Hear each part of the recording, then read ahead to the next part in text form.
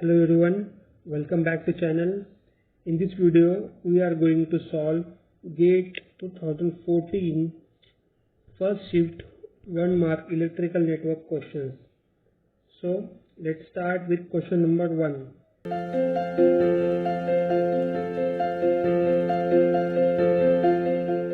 So this is question number 1. जब कभी भी आप क्वेश्चन अटेम्प्ट करते हैं तो दो चीज़ ध्यान में रखना. First, read question carefully twice. Question कितना भी क्यों ना इजी हो, आपको 2 टाइम क्वेश्चन को रीड करना ही है.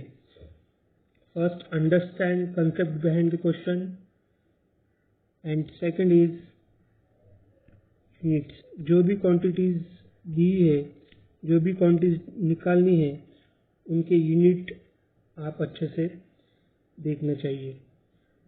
तो first, read the question carefully. The 3 circuit element कौन से हैं? Battery are shown in the figure. The total power absorb by 3 circuit element in watt. क्या पूछा है? Total power absorb in watts. तो यूनिट्स पता चला हम लोगों को, वैट्स. और पूछा है टोटल पावर एब्सॉर्ब. ये काफ़ी इम्पोर्टेंट है. तो consider this is a battery. ये पॉजिटिव टर्मिनल है, ये निगेटिव टर्मिनल. अगर करंट पॉजिटिव में इंटर कर रहा है तो पावर इज एब्सॉर्बिंग. तो क्या बैटरी पावर एब्सॉर्ब कर रही है. And if current is going out from the positive terminal, then battery is supplying power. Okay, so consider this is a battery B1, this is B2, this is B3. Now what is power? Power is equal to V into I. अगर resistance के across power निकालनी है तो क्या होता है? I square R. अगर voltage हमको पता है रेजिस्टेंस के अक्रॉस, तो पावर क्या होती है? V square by R. इधर से बैटरी भी है तो कौन सा फार्मूला यूज करना पड़ेगा? V into I. So what is power of battery B1? P1 is equal to 10 into 100, which is 1000 watt. ये क्या कर रही है? पॉजिटिव टर्मिनल में करंट इंटर हो रहा है. ये इसका पॉजिटिव टर्मिनल है, ये निगेटिव है. तो क्या हुई? Power absorbing. Second, P2 power of battery B2 क्या है? 80 into 8, विच इज 640 वैट. तो इधर देखो, पॉजिटिव टर्मिनल में से करंट जा रहा है तो पावर क्या होगी? Supply. Next, P3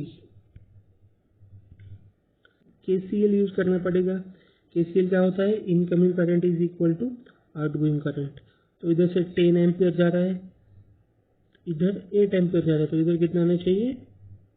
2 ampere. Power क्या हो गई? P3 2 into 15 30 VAT. वो हो गई.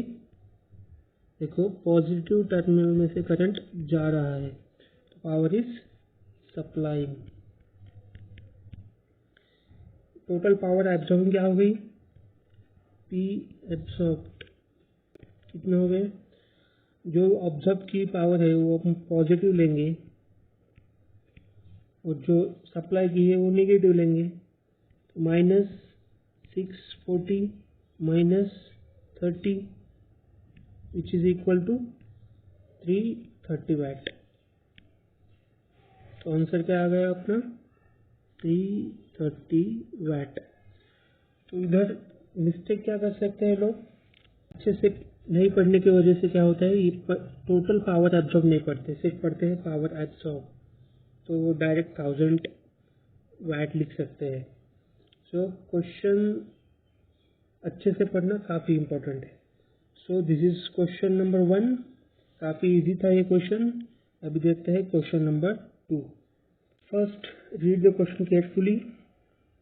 C0 is the capacitance of a parallel plate capacitor with air as a dielectric medium shown in figure A। जो फिगर A में गिवन है वो C0 है, उसका मीडियम कौन सा है? एयर है। If half of the entire gap in figure B, ये जो हाफ है ये गैप क्या किया है? Fill with dielectric of permittivity epsilon r.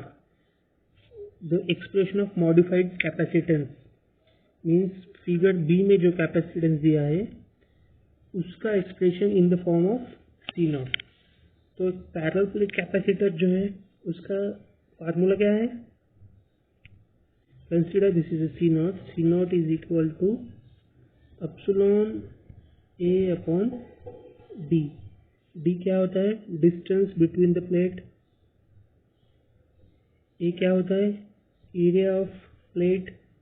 Epsilon is permittivity.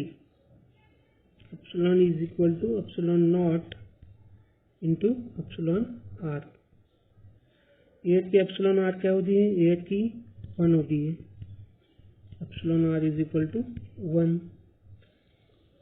तो इन फिगर बी क्या क्या चेंजेस हुए हैं? डिस्टेंस तो सेम ही है, सिर्फ एक डाइलेक्ट्रिक मीडियम हाफ इसमें अपन ने ऐड किया है।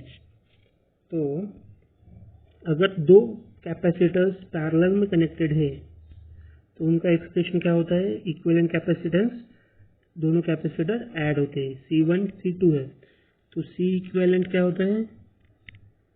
C1 plus C2।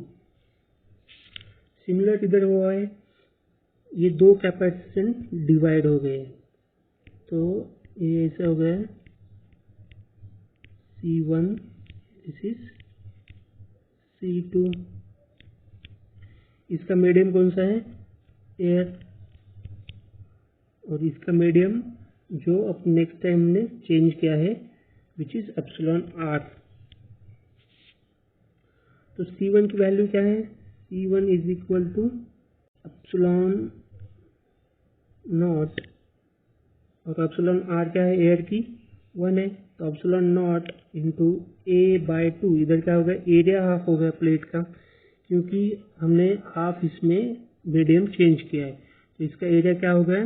A/2 divide by D. Distance तो सेम है दोनों में, डिवाइड बाय डी। और C2 क्या हुआ? Epsilon naught epsilon R A/2 upon D. इधर क्या हो गया? सिर्फ एप्सिलॉन आर ऐड हो गया क्योंकि हमने इधर एप्सिलॉन आर ऐड किया है। और सिमिलरली एरिया क्या हो गया? हाफ। तो C इक्विवेलेंट क्या होना चाहिए अभी इधर? C equivalent is equal to C1 plus C2 which is epsilon A upon 2D plus epsilon naught epsilon R A upon 2D। तो हम लोग epsilon naught A upon 2D common लेते हैं। Epsilon naught A upon 2D in bracket 1 plus क्या बचा इधर? Epsilon R. तो ये क्या है वैल्यू? C0 है। चेक कीजिए इधर क्या है? C0। तो क्या हो गया? Capacitance C equivalent is equal to C0 upon 2 in bracket 1 plus epsilon R. तो कौन सा ऑप्शन करेक्ट है? Option A is correct. तो ये हो गए दो क्वेश्चन। तो थर्ड क्वेश्चन हम नेक्स्ट वीडियो में देखने वाले हैं। So thank you for watching this video. Be positive.